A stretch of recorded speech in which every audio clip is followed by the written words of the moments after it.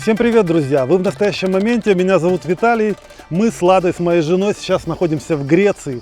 И в этом видео хотим вам показать очень красивые и интересные места на Халкидиках, на полуостровах Ситония и Кассандра. Но не только это. Мы еще хотим поделиться с вами мыслями о том, что современные технологии очень сильно меняют мир и в какую сторону они его могут изменить. Наши размышления по этому поводу основаны на том, что мы замечаем изменения в самих себе. Путешествуя по Европе, мы приобретаем некое другое понимание мира, и нам кажется, что люди в будущем будут объединяться уже по каким-то другим принципам, не на основе национальности, религии, расы или языка, а возможно на основе других каких-то моральных принципов или экономических принципов. Не судите строго наши размышления, они, возможно, выглядят не до конца продуманными, не до конца обоснованными, но нам интересно ваше мнение по этому поводу, что вы скажете, поэтому мы предлагаем вам вместе с путешествиями еще и наши размышления по поводу будущего в этом мире.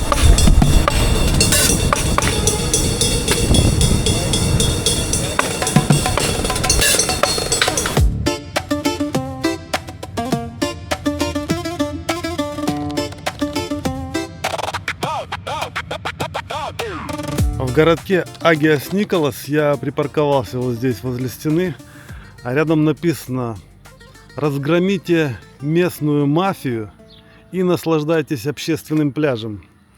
Вот такая надпись, гласящая, что в поселке есть местная мафия.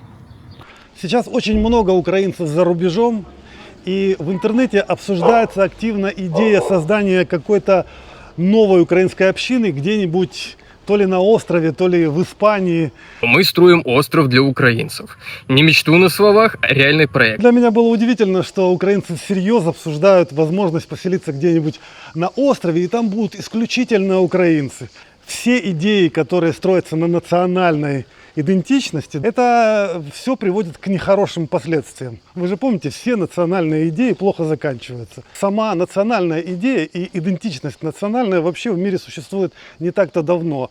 С конца 18-го, с начала 19 века национальная идентичность раньше не работала, потому что для людей важно было, к какому ты клану принадлежишь, в каком городе, там, полисе ты живешь и какого ты сословия. Эти три вещи были важнее, чем национальность, потому что люди в одной стране жили, например, там во Франции, да, а в соседней деревне они могли не понимать друг друга, потому что их язык отличался. В определенный момент начали много печатать книг и газет. И люди, которые этим занимались, они поняли, что печатать на разных диалектах это вообще невыгодно. Ты не будешь для каждого села, для каждого региона печатать отдельную газету и выпускать книги, переводить их на эти языки. Поэтому издатели сделали первый шаг к объединению наций. Выбрали какой-то язык, один диалект, например, столичный или самый распространенный. И на нем начали печатать книги, на нем газеты начали печатать. И постепенно внедрили один язык на большой территории. С того момента начало появляться национальное самоосознание у людей. То есть они начали чувствовать, что мы одно. Плюс к тому же в это время появились железные дороги, электричество, телеграф. Новости начали разлетаться быстро. И вот национальности таким образом укрепились тогда. Но сейчас в ход вступают совсем другие силы. Сейчас искусственный интеллект, интернет разрушает эти национальные образования. И в силу вступают другие идеи и возможности. Например, клубы по интересам, которые могут впоследствии реализоваться как надгосударственные объединения. Что это могут быть за наднациональные виртуальные государства, я расскажу чуть позже. А сейчас давайте познакомимся с тем местом, где мы находимся. Вчера мы с Ладой объехали весь полуостров Кассандра, а сегодня случайно обнаружили прямо у нас под носом на полуострове Ситония аутентичный греческий маленький городок, который называется Агиос Николос.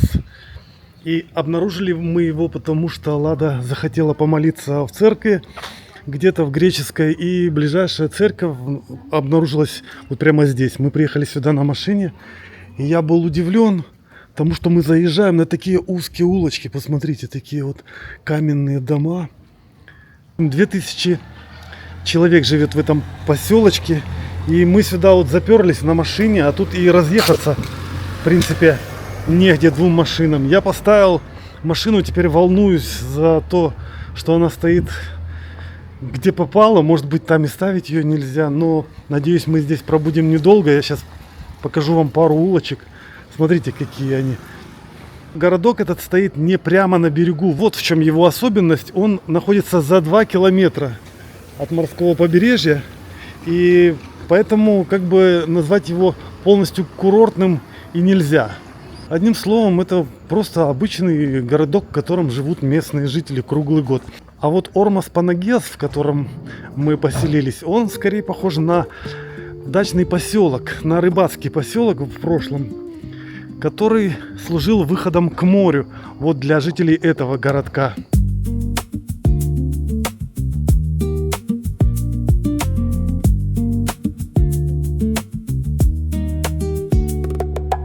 Цифровые кочевники, которые есть в любом государстве сейчас, они могут объединиться в некий интернет-клуб и там в нем создать свой устав, свою конституцию, можно так сказать.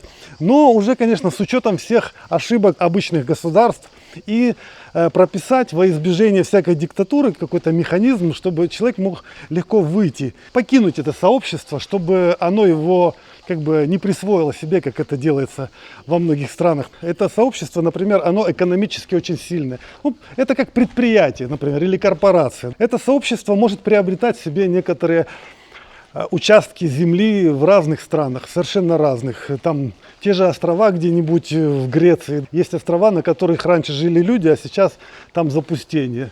Запросто можно такой остров приобрести, договориться с правительством, арендовать. Представьте, вот так вот в мире какое-то сообщество, интернет-сообщество накупит себе разных участков земли в разных странах. И когда ты член этого общества, то ты сможешь приезжать в любой из этих участков, и там ты будешь полноправным членом этого общества. Вообще таких сообществ может появиться много, и это получится как бы государство без собственной земли. Это вполне реальные вещи сейчас, поэтому для меня смешно, когда говорят, давайте объединяться по национальному признаку. Это уже не работает, это уже все в прошлом, причем оно показало, что оно приводит к нехорошим результатам. И я думаю, вот эти идеи цифрового государства или множества цифровых государств, это в некоторой степени выход для нас сейчас, для современных людей, и в том числе избежать всяких войн, потому что государства, у которых нету территории своей, да, они как бы не будут воевать между собой. Сегодня вечером мы с Ладой приехали в церковь. Лада захотела сходить в греческую церковь помолиться.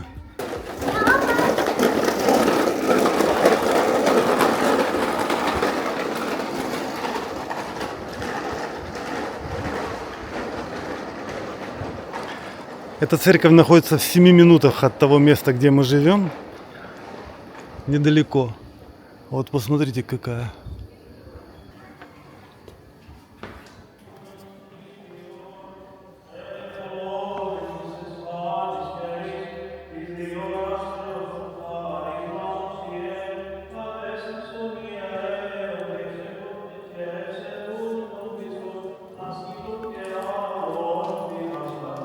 По поводу украинцев в Греции.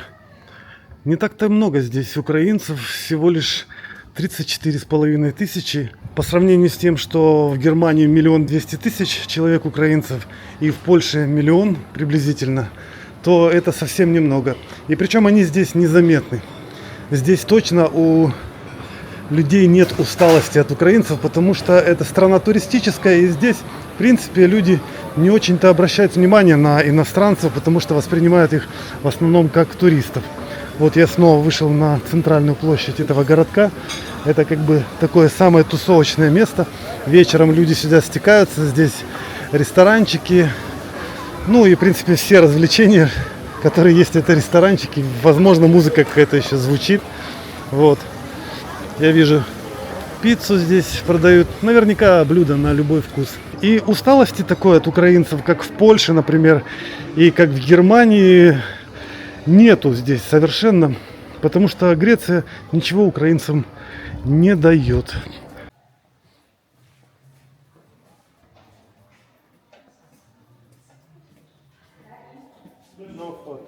Мне страшно даже слушать вот это вот название цифровое государство. Знаете, Раньше я читала вот такие христианские книги, где было написано, что это будут времена антихриста, когда все будет в цифровом виде, и, в общем, человек будет порабощен. То есть это время антихриста, это все в компьютере. В начале 20 века был такой писатель православный Нилус. У него была книга «Великая в малом», в котором он писал, что будет вообще с человечеством, как это будет, когда придет антихрист, то есть близ при дверях. В конце концов, это будет все в цифровом виде, вот эти коды нельзя брать. В общем-то, это было целое движение, многие отказывались от кодов. Как бы такой вопрос, я не знаю, хорошо ли это? Вот что лучше, Виталик? Мне страшно. Дело в том, что цифровизация, она сама по себе неплохая и не хорошая. Это все зависит от того, как ее используют. Например, если сейчас взять обычное государство, и они внедряют цифровизацию для того, чтобы сильнее поработить свое население. И ты абсолютно права. Навязывание цифровых паспортов, цифрового контроля, камер, контроль над транзакциями, полный контроль при помощи интернета и при помощи программ, то это действительно ведет к тому, что страна превращается в концлагерь, цифровой концлагерь. Ну я об этом и говорю. Да. Об этом рассказывал, кстати, известный афонский старец Паисий, которого тут да, очень Святогорец, чтут. да. Да, он жил на Афоне. И здесь Кстати, храм, в котором я причащалась, я все-таки причастилась в этом храме, сейчас еще пару слов об этом скажу. Там очень почитают вот именно старца Паисия Святогорца, там икона его, и, в общем-то, в молитвах его призывают в это. Вся служба была, я же не понимаю греческий, но я все время слышала Паисий, обращение к Паисию. Но это один вариант государства, о котором Паисий предупреждал. Но есть еще другой вариант. Та идея, которую я вам сейчас преподнес, насчет того, что начнут создаваться некие корпорации там, или клубы по интересам, которые впоследствии будут выступать чем-то наподобие государств, это совсем другое. Это как раз с самого начала должно быть защищено от возможности порабощения человека этой системой. Должно быть прописано все так, на технологии блокчейн сделано, чтобы нельзя было ничего подделать. Самое главное, что должно быть, это возможность человека выйти из этой корпорации и вывести все свои средства, как только он заметил, что ему не нравится там существовать. То есть сообщество его больше не устраивает. То есть, если, допустим, это как акционер, да? Да, ты, допустим, тебе компания не нравится, ты забрал свои акции, да. Пошел. Это можно будет сделать. При этом деньги должны лежать на независимых серверах. Это, конечно, будет все построено на криптовалюте. Пойдем. И поскольку сервера независимые, то вот этот вот клуб или как бы электронное цифровое государство, оно не будет иметь возможности контролировать деньги своих членов. Это кардинальное отличие от таких государств, которые существуют сейчас и пытаются при помощи цифровизации поработить своих людей.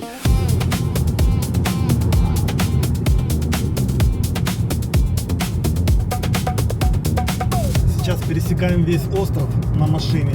И я сразу же наткнулся на несколько отличий от Германии.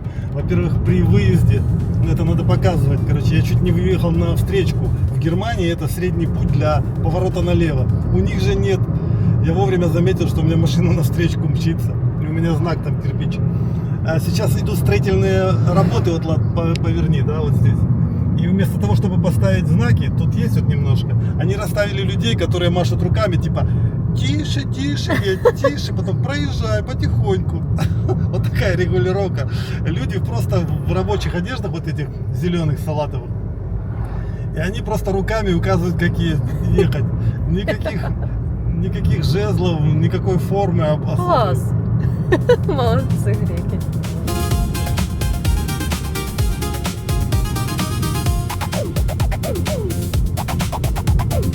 Где мы вообще находимся? Мы находимся в Греции, на полуострове Халкидики.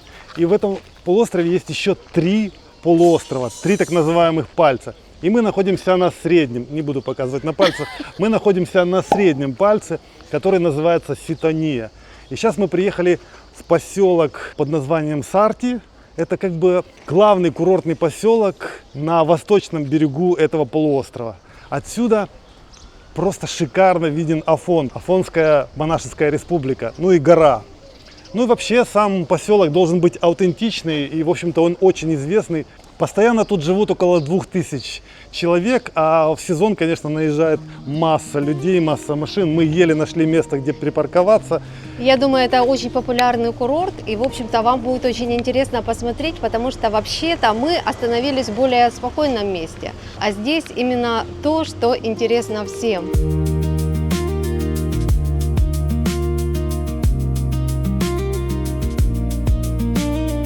Пляж здесь, говорят, очень длинный, широкий и один из самых лучших на побережье. Мы вообще собирались поехать найти какой-то дикий пляж. Нам нравятся дикие места, где-нибудь побывать, но поскольку у нас нету с собой зонтика, мы хотим его здесь купить. И кораллки тоже нужны, потому что в диких местах на камнях трудно заходить в воду. Но посмотри, какая атмосфера курортная, просто шик. Смотри, мы выходим прямо к горе Афон. Это Ух действительно ты! прямо напротив Афона. Смотри. Силуэт такой четкий Да. сегодня. Там, где мы отдыхаем, где мы поселились, в поселке Ормос-Панагиас, Там, где мы пьем чай и смотрим на эту гору. да, там ее хуже видно. 30 километров в сторону мы проехали Ага. от нашего поселка. Ну, вот такой вот пляж с зонтиками соломенными. В общем-то, ничего, мне нравится. Смотри, кафешек сколько. Можно сразу же сесть и пить кофе вот так вот сходу. Да, Мы я можем даже скажу, что здесь попить. променад покультурнее, чем там, в том поселке, Да. где мы остановились. Здесь Цивилизация побольше. больше цивилизации. Давай глянем на воду чуть-чуть. Мы зашли, наверное, в самый центр. Смотри, вот эта территория, где не ставят зонтики, чтобы могли люди располагаться просто с полотенцами, там, с одеялами какими-то. Ну классно, мне нравится. Топлес в Греции не очень много загорают, поэтому мы смело снимаем на пляже. В отличие от Испании, где с камерой не очень походишь по берегу, потому что там девушки топлес на каждом шагу. Здесь поскромнее немножко, потому что, ну, напротив святой горы Афон, наверное, топлес загорать как-то неприлично. Ну, вода чистейшая вообще. Песочек здесь такой же крупнозернистый, как и на нашем пляже Ормос, Панагиас. Пляж точно такой же в смысле песочка и моря. Да, да. Единственное, что, наверное, лучше заходить. Глубину быстрее У нас набирает. там камешки какие-то скользкие есть на дне, ну немножко. Пляжный отдых здесь просто тот, что нужно. И виды красивые, Кайф. и море спокойное, потому что это бухта. Ну, то есть это же залив. Это кайф просто, посмотрите.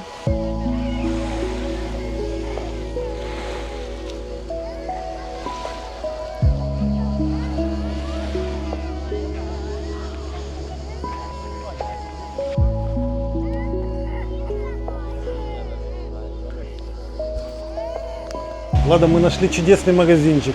8 евро за вот такой зонтик и 7 евро кораллки стоят. Ходим с Ладой по магазину, не найдем продавца. С той стороны нету, со стороны пляжа. С этой стороны тоже никого нету.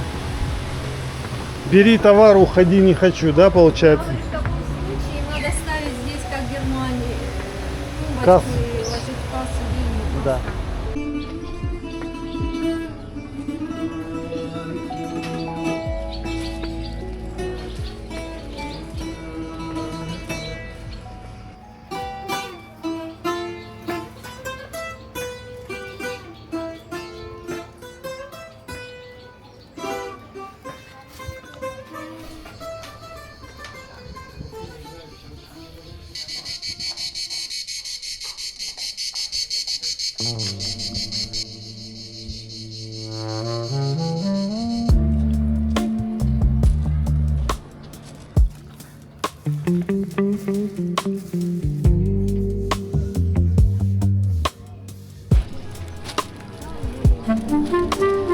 На улицах Сарти мы не нашли раскладок с фруктами, овощами, поэтому придется воспользоваться супермаркетом.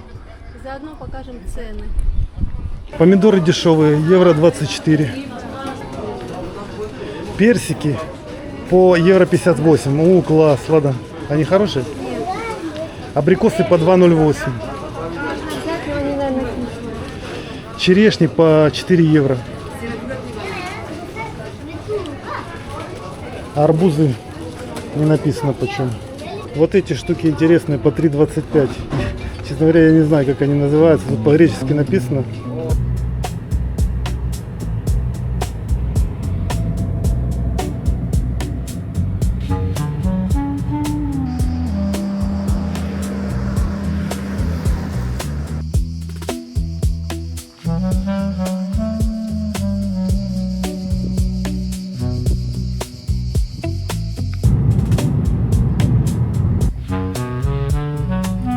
искали уединенных мест на безлюдном пляже, а нашли просто какой-то запаркованный лес. Вообще весь запаркованный лес у моря. Пляж называется Каворотрипес. Но говорят, все-таки, если в сторону отойти, то там не должно быть так много людей. Здесь точно как в Хорватии или на Родосе. Да, да.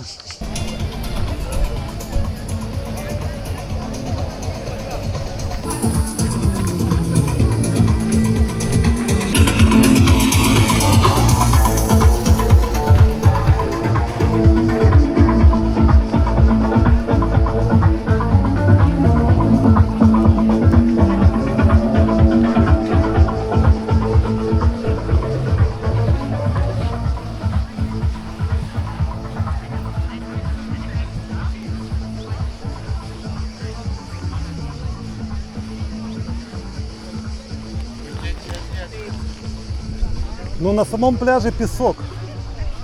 Тут не камни. Песчаный пляж среди камней.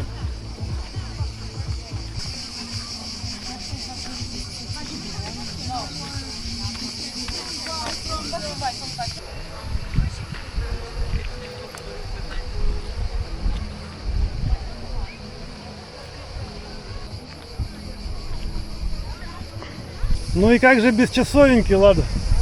Обалдеть. Она даже здесь. Даже здесь.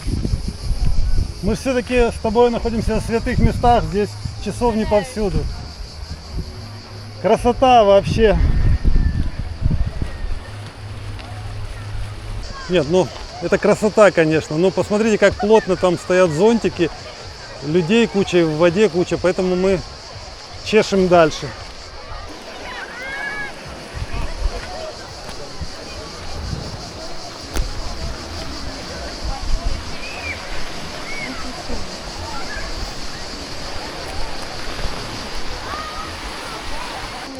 Ну что, сними одежду всяк входящий сюда написано. Нудистский пляж вот здесь начинается. Ну, честно говоря, я не вижу нудистов. По-моему, они игнорируют это указание. Все текстильщики. Думаю, надо пройти чуть дальше просто.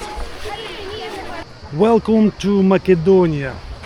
Да, я должен вам заявить, что исторически эта местность называется Македония. О, вот здесь уже я вижу нудистов, они позади меня, короче, просто снимать не буду. Вот в таких местах они лежат. Какой космический пейзаж тут. Спустимся, пойдем.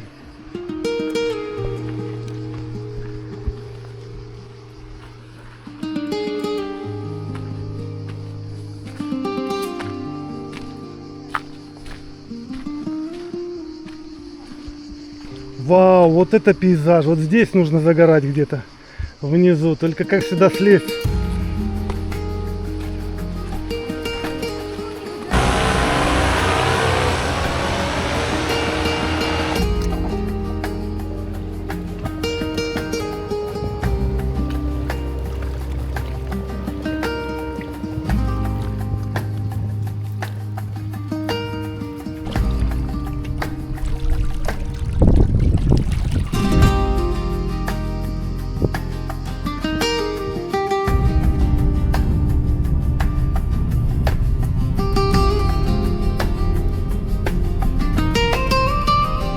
Мы приехали в небольшой экзотический поселок на полуострове Кассандра, называется Неофокея. Приехали мы сюда, потому что путеводители рассказывают, что здесь есть некая интересная достопримечательность, которую вы можете видеть позади нас.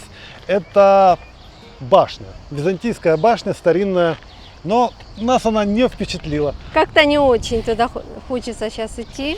Здесь самое классное место — это вот эта лавочка. Смотри, сидеть и созерцать. Вот эту бухточку с яхтами, Да. да? Для украинцев в Греции, как и во всех странах Евросоюза, действует временная защита. И получить ее несложно, но, конечно же, здесь такой социальной помощи, как в Германии, например, нет. Все, что получаете вы, если получаете временную защиту, то это право на легальное проживание здесь, легальную работу и медицинское обслуживание. базовая. Но говорят, что медицинская система в Греции очень сильно перегружена, бесплатная медицина государственная, что все равно людям приходится пользоваться частными докторами, а это визит от 30 до 50 евро каждый раз нужно платить. То есть, по сути дела, Греция ничего не дает, кроме того, что живи легально, ищи себе работу, какую найдешь. А с работой тут тоже не все так просто, потому что, например, на полуостровах работа в основном сезонная, поскольку это курортные острова. Работают в основном люди в туристическом бизнесе, в обслуживании отелей, ресторанов. В общем, здесь самим грекам работы не хватает на самом деле. Hello. Здесь было бы, конечно, более удобно жить, если бы был какой-то заработок из интернета. Тогда гораздо лучше. Можно здесь поселиться прямо вот на Кассандре, найти жилье в долгосрочную аренду приблизительно от 400 до 600 евро за хорошую квартиру можно найти здесь жилье. Причем хозяева вилл, там, квартир здесь на Кассандре любят сдавать долгосрочно, потому что, несмотря на то, что здесь есть сезон, они предпочитают получать свои 400-500 евро ежемесячно, чем получать, там, скажем, по 800 евро 3 месяца в году с простоями, естественно, и потом всю зиму следить за своей квартирой, за своим жильем, потому что здесь очень сыро зимой, и если жилье не отапливать, там никто не живет, то оно быстро покрывается плесенью. Поэтому хозяева с радостью берут людей на круглогодичное проживание. Вот так обычно кричат цикады здесь. Мы хотим ее поймать и посмотреть, где она тут валает. Цикада небольшая, маленькая, ее не видно, но кричит так громко.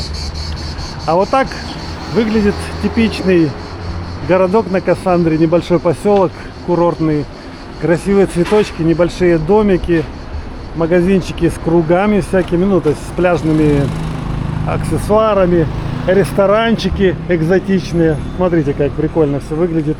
Вот такое меню. На секундочку задержусь. Здесь в основном используется английский и греческий. Вот. На английском очень много говорят. Иногда говорят на немецком. Некоторые понимают, но всегда говорят немножко. Ein bisschen Deutsch. Но нам Говорят это... лучше нас. Да, говорят лучше, чем мы по-немецки. Вот, смотрите. Достаточно экзотично, да? Интересно. Сейчас поедем вообще настоящий аутентичный старый поселок на горе. Цены вроде неплохие. Ну как неплохие.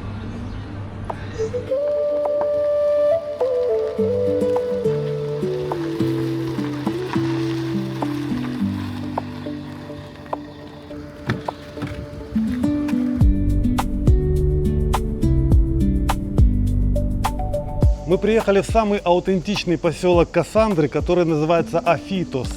Его еще называют каменный балкон или балкон Кассандры, потому что с него открывается, как говорят, прекрасный вид на полуостров Ситония, на котором мы поселились в этот раз. Очень интересный городок. Смотрите, здесь везде камень, везде вместо асфальта камень. Все дома именно в одном стиле каменные, как в крепости. Здесь все старинное. Он как бы остался таким, как его построили. И мне кажется, они больше раздувают эту аутентичность, чем на самом деле есть. Но впечатляет тут красные крыши, черепица. Все да? равно, Виталик, не надо. Не обесценивай. Мы сейчас зашли уже в зону, где машины не ездят. Здесь пешеходные улочки с магазинчиками и ресторанчиками. Ну и с отелями, естественно. Как еще можно остаться в Греции, получить ВНЖ не по временной защите для украинцев? Есть стандартные процедуры. Например, если у вас есть пассивный доход, который чистыми составляет 3500 евро на одного человека. И тогда вы можете оформить визу и жить здесь спокойно, потому что у вас дохода хватает на то, чтобы жить и привносить деньги в Грецию, платить тут за все и быть счастливым человеком в таком красивом месте. Если же вы хотите открыть бизнес, вы тоже можете здесь получить ВНЖ, но это достаточно сложно. Нужно доказывать, что ваш бизнес будет действенный, то есть бизнес-план, обращаться в министерство и всякое прочее. Еще, конечно же, можно получить ВНЖ, если найти хорошую работу здесь. Получить контракт и просто наняться на работу, и вам откроют ВНЖ. Ну и есть еще как бы золотая виза, это когда вы покупаете недвижимость в Греции. Как владелец недвижимости вы уже тогда получаете ВНЖ, но недвижимость Очень дорого. будет дорого, да. В некоторых местах, таких как Салоники и крупные такие туристические места, там нужно купить недвижимость аж на 800 тысяч евро, а в других местах на 400 тысяч евро. Ну вот мы пришли, кстати, в центр поселка. Я читал о том, что храм Святого Димитрия является центральным храмом, и здесь вот как раз Зайдем? Лада хочет зайти помолиться, да. Это же православные храмы, для Лады родные.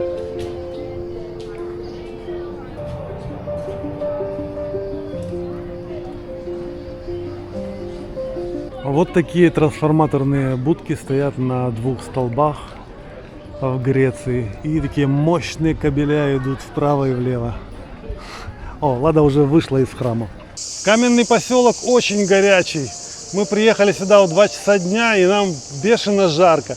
Мы ищем этот балкон, и пока мы его не нашли, мы хотим рассказать вам о возможности лично для нас остаться в Греции. Кроме возможности, конечно, получить временную защиту, как украинцы, мы могли бы еще как цифровые кочевники сюда приехать и здесь открыть такую визу. Но для этого нам нужно зарабатывать. Например, если бы я был один, то мне нужно было бы зарабатывать 3500 евро в месяц, чистыми уже. И тогда я получил бы эту визу. А с Ладой вдвоем еще 20% плюс мы высчитывали, нужно было бы зарабатывать на двоих 4200 евро. И тогда Греция нам даст возможность жить здесь за такие деньги. Германия тоже за такие деньги даст возможность жить там. Да, это очень много, 4200. Но Есть нюанс, да, расскажи. мы посчитали, что зарабатывая 4200 в Германии, мы бы отдавали налогов гораздо больше, чем в Греции. Поэтому, если мы выйдем на такой уровень заработка, то стоит подумать об этом. Потому что в Греции налоги меньше, тем более здесь есть 7 лет льготного периода, когда твой налог режется пополам для таких цифровых кочевников. Кроме того, здесь нету прогрессивной страховки медицинской. Здесь есть страховой взнос, который в себя включает и медицинскую страховку, и взнос в пенсионный фонд одновременно. И он составляет 230-240 евро в месяц. Это все вместе. Это семейный, то есть не только с меня там, или с Лады, а общий взнос. И он не поднимается с увеличением зарплаты. Вот в То чем есть хорошо. какие-то плюсы есть. Здесь намного дешевле жилье, здесь, говорят, продукты в супермаркетах немножко дешевле, чем в Германии, хотя мы этого не заметили, потому что мы перемещаемся по курортной зоне. В курортной зоне продукты дороже. Налоги будете платить меньше, вкусно Да. питаться рядом с морем, то есть плюсов много на самом деле, но нам они не подходят. Надо еще учитывать, что для цифровых кочевников важен интернет. А с интернетом здесь проблемы. Вот, например, на островах, на полуостровах, на которых мы находимся, на Ситонии, где мы сейчас остановились, на нем вообще интернет нулевый, такой слабенький, что мы даже не можем выгрузить видео в интернет и вынуждены пропустить 1 неделю свой выпуск из-за этого. А здесь на Кассандре вроде как получше, но тоже фигово с интернетом.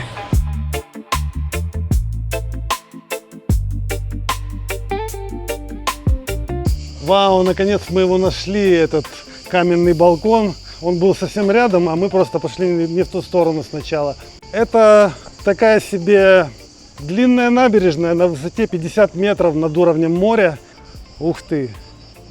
Ну вот они пляжи, друзья. Это место не отличается особым качеством пляжей, насколько я понимаю. Оно знаменито вот именно из-за этого каменного балкона.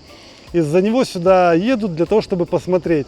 То есть, если ищете аутентичность, что-то греческое исконно, то вот здесь походить по этим улочкам, погулять по этому каменному балкону и, в общем-то, и все. Покупаться тоже можно, но не в такой кайф, как на других пляжах. Есть гораздо лучше пляжи. Там хоть и пальмочки растут, но видно сразу, что камни какие-то, в общем, песка мало, как-то жидковато. А здесь вот променад для прогулок. Жаль, что я за рулем, в такую жару очень тянет выпить холодненького пива просто. Ну что, друзья, мы решили все-таки немножко охладиться здесь, на этом каменном балконе. Взяли 2 ванильных мороженого, вот, и местный лимонад со льдом. Мы еще не пробовали. Все это нам обошлось в 21 евро, то есть, можно сказать, дорого. Ну, я думаю, это у нас вместо обеда. Обедать мы не будем сегодня. Это вместо обеда 20 евро. Нормально. Ну а что вы хотели? В туристическом месте, вот в такой обстановке, с кондиционером, в тени. Это за комфорт, доплата за комфорт. Естественно, если посчитать, то получается... 5,50 лимонад и 5 евро мороженое. Да. Мороженое вкусное. Рекомендую. Девушка, кстати, по-немецки говорит. Все нам объяснила. Мы с ней побеседовали. Все не так безнадежно. С немецким языком. Это мечта. Главное, в баночке. Вообще Почему? это домашний лимонад. Из чего они делают, я не знаю.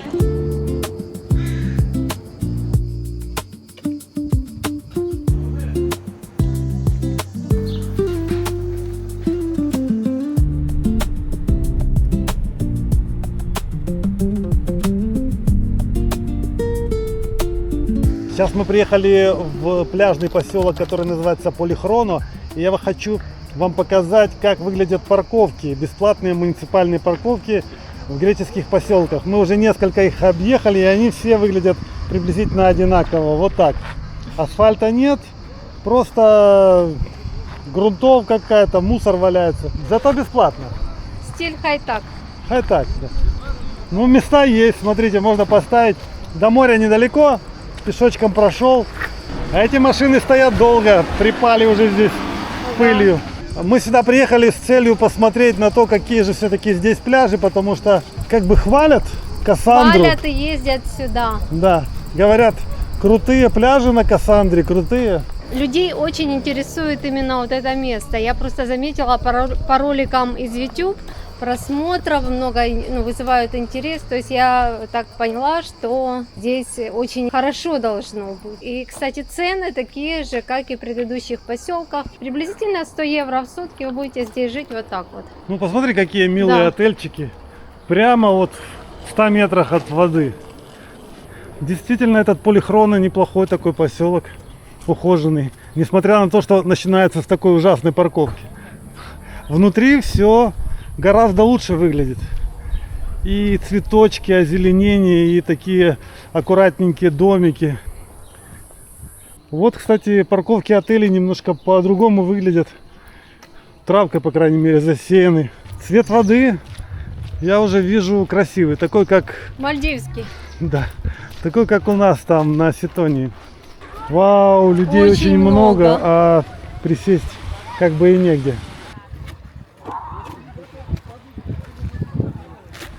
Ну, в общем-то, я почему-то не в восторге. Честно вам скажу. И вода немножко мутной кажется. Вот такой пляжик. Не, ну вода все-таки прозрачная, да, потому что здесь мелкая-мелкая галька. Ох, водичка. Надо в тебя залезть. Ой. Ну, я не знаю. Тебе Я тоже не нравится? знаю. Я что-то разочарован. Я Я не думал, уверена. здесь должны быть вообще шикарные пляжи. У нас Ормос Панагиас, там где мы остановились на Ситонии. Напротив, да? Да, напротив. В 100 километрах отсюда. Там гораздо шире, гораздо лучше песок. Я не знаю, больше места лежать людям. Вот эти домики, да, вот здесь много-много-много, все рядышком. И все люди рядышком сидят. Ну такое, раз людей много, значит что-то здесь есть, то, что их привлекает.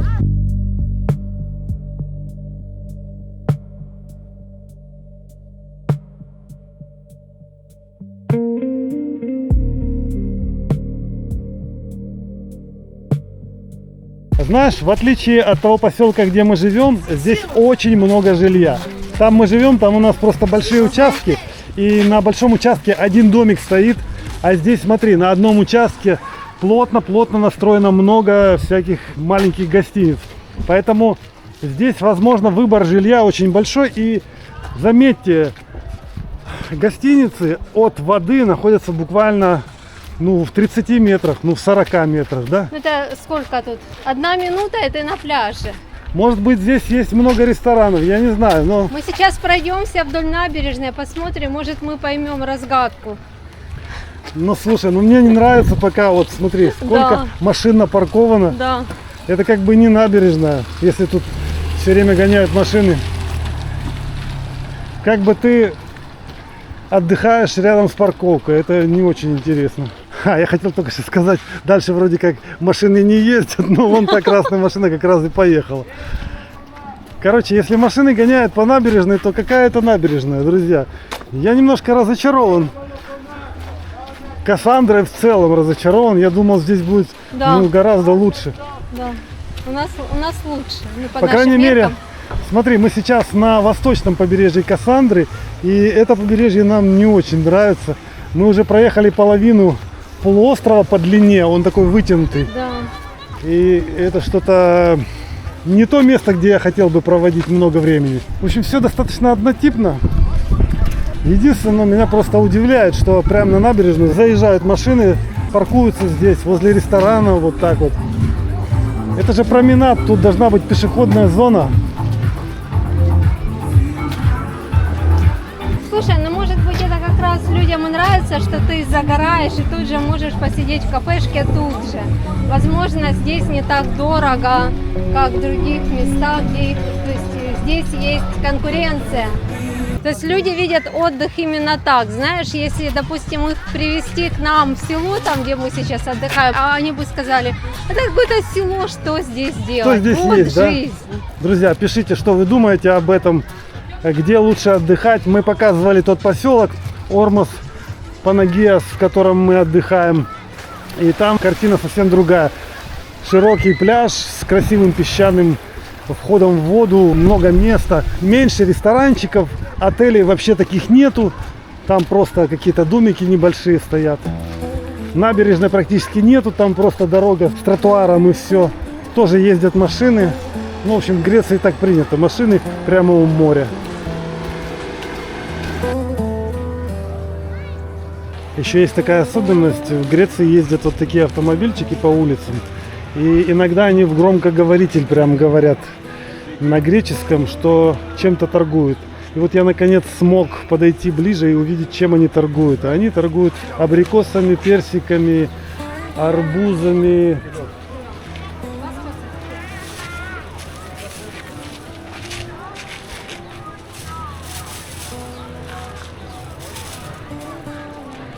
Знаешь, он сразу знает, что тебе нужно лучшее подбирать.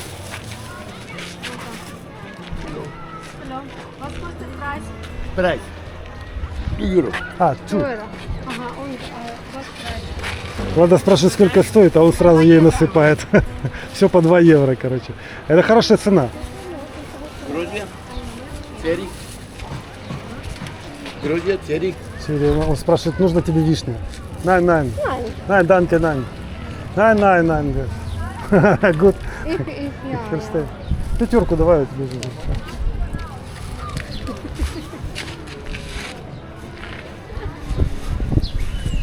Он тебе еще положил, чтобы не давать сдачу. Это как у нас конкретно. Thank you very much. Мы с Ладой пробуем фрукты, которые нам продал этот загорелый мужчина.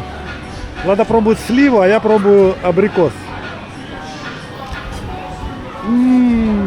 Сочный, вообще класс. Это то, что я люблю. Таких абрикосов редко когда где найдешь. Теперь ты понимаешь, что тут все сидят. Может, из-за этого.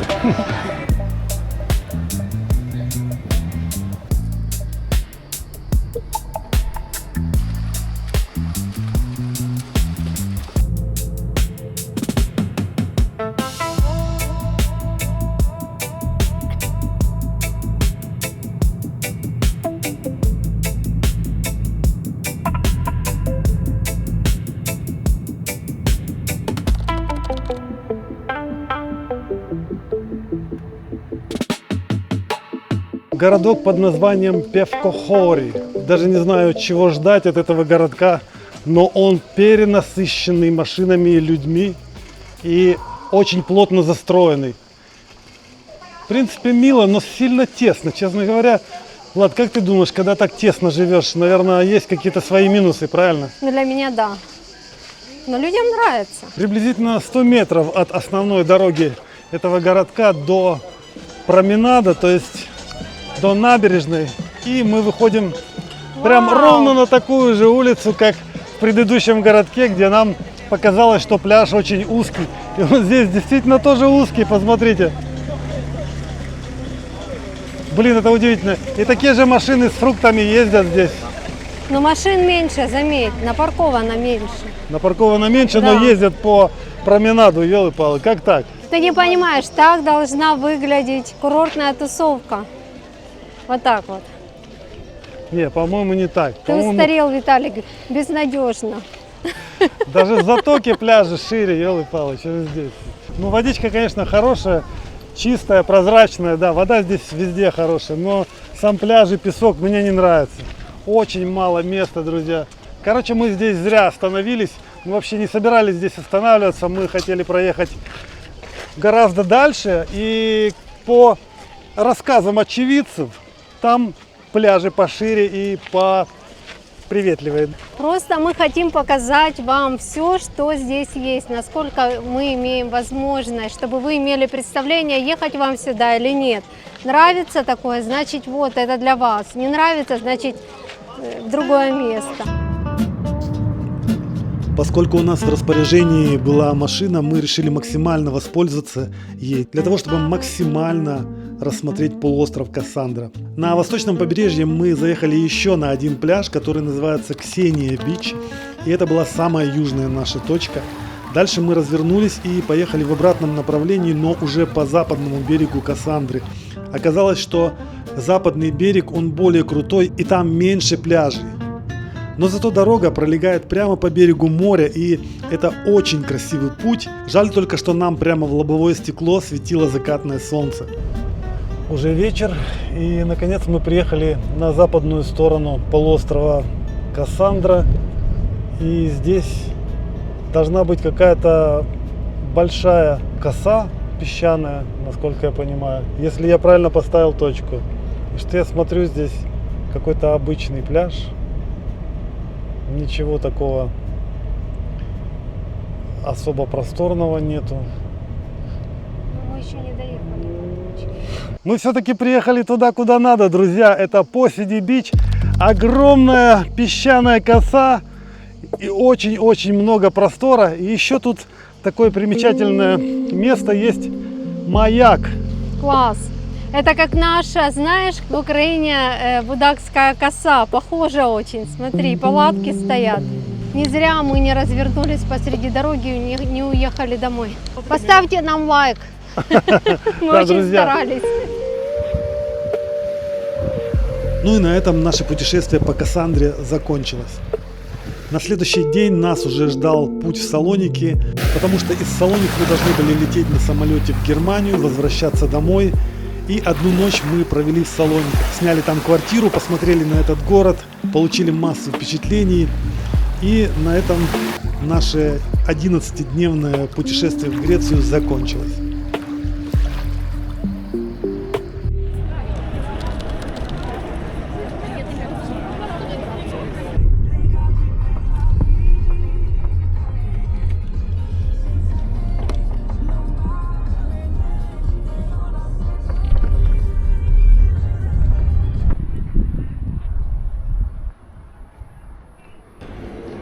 Лада едет на лифте, а я поднимусь пешком по лестнице в квартиру, которую мы арендуем на одни сутки до нашего вылета из Салоников в Германию. О, ключ торчит в двери. Так, 3-й этаж, по-моему, он как в Германии, почти 4-й, да? Фух, окошко открыто. О, а видно, море все-таки есть. Красиво, вот смотрите, друзья. Вот такие они Салоники в этой части. Это ближе к аэропорту. Мы недалеко от аэропорта поселились. Можно к вам? Ну что, как тебе квартира? Нормально. Классно? Лучше, Щас. чем в доме даже. Лучше, чем в доме? Ого, ничего себе. Конечно, тут все современное такое. Шикарно вообще. Нету пауков. Где У она нас там? камин есть. Камин? И оливковое дерево свое. Да ты что, надо разбуться, подождите. Вот это вот, да, с оливками прямо. Но Классно. Это настоящий или пластмассовый? А, пластмассовый. Что ж они так? Камин, кстати, действующий, да? Диан, не знаешь, сейчас можно проверим. разжигать? Труба там есть сверху или это просто декоративный камин? Наверное, обогревает Да. отопление. А там есть. Похоже, когда-то Ну, там посмотрите. дрова полили. Там Друзья, есть что-то. как вы думаете, по-моему, закопченная стена и... Сейчас я посмотрю, копоть есть. Да, реально действующий камин Хотя отопление есть, смотри, батарея. и отопление Ну, есть. чтобы, когда прям минус 40. Тут прямо как в фильмах, реально. Мне так нравится вот это. Диана в восторге. В общем, говорит, почему мы не сняли сразу такую квартиру, а были там в домике? Домик в 2 раза меньше, если честно. Ну да. И еще антимоскитная сетка. Ух ты, ну у нас вид не на море, Ну, на прекрасную гору посмотри. там там море вот тоже. море. Там море видно. Шикарный город. Зеленый, интересные такие домики, особенно вот эти вот балкончики с их навесами. 119 евро в сутки стоит такая квартира. Мы ее на 5 сняли, можно разделить. Это Ну, 60 евро на двоих, это вообще цена очень хорошая. Даже для Германии. кондиционер работает, тут прохладно, хотел сказать жарко, прохладно тут. Прохладно. Кухня, можно приготовить еду, холодильник, Микроволновка.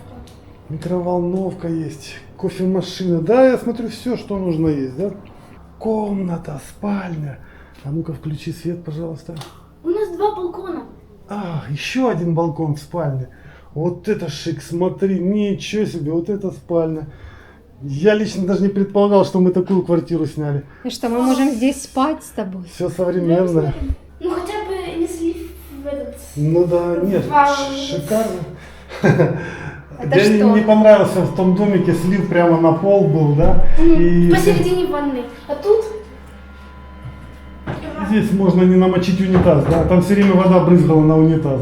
Не, просто даже неприятно было сидеть в туалете, потому что ноги все время в луже находились.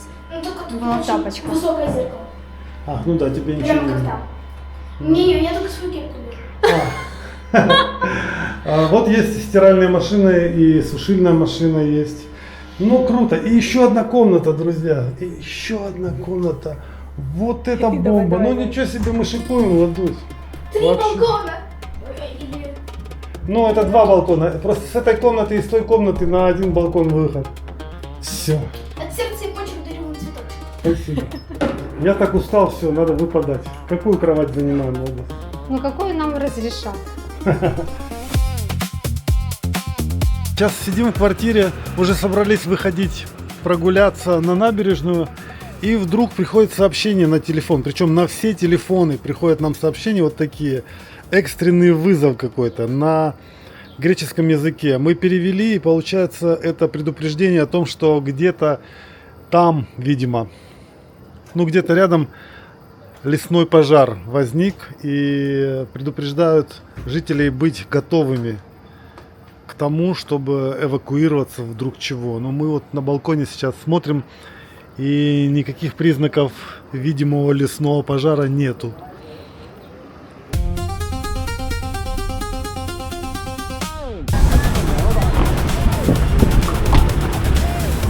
Что, друзья, вышли мы из такси на площади Аристотеля в Салониках. И сразу мы растерялись, просто потерялись, куда идти. Море в ту сторону. Народу море, глянь, ладно, я никогда не видел за последнее время столько людей, как здесь. Посмотри, сколько людей. Мы сюда доехали на такси, потому что расстояние приличное. И средний ценник 17 евро. Мы так поняли, по городу.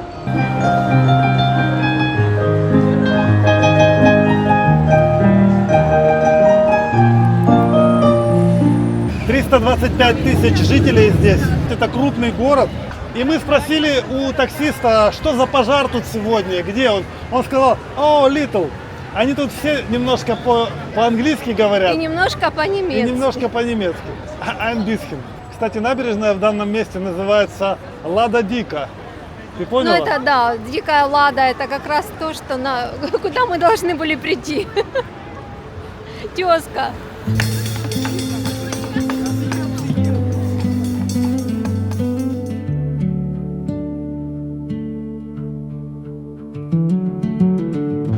Мы тут немного покатались с Ладой на такси, походили по улицам, и я замечаю, что культура вождения в Греции, конечно, немного агрессивная. Они и сигналят друг другу, и эмоционально ездят как-то.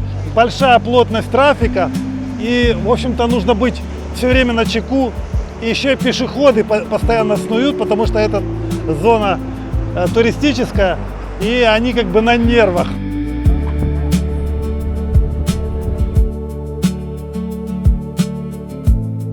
Сегодня утром, ранним летним утром, солнце, красный дракон, встает над горой Афон. Ты не слышишь собственных мыслей от шума цикад за окном. Этот мир тебе не знаком.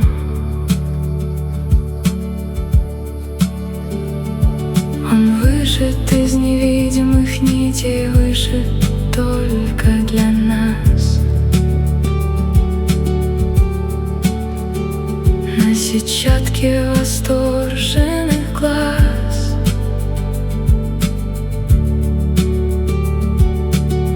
Просто здесь и сейчас остаться, пока не придет закат. Но нужно возвращаться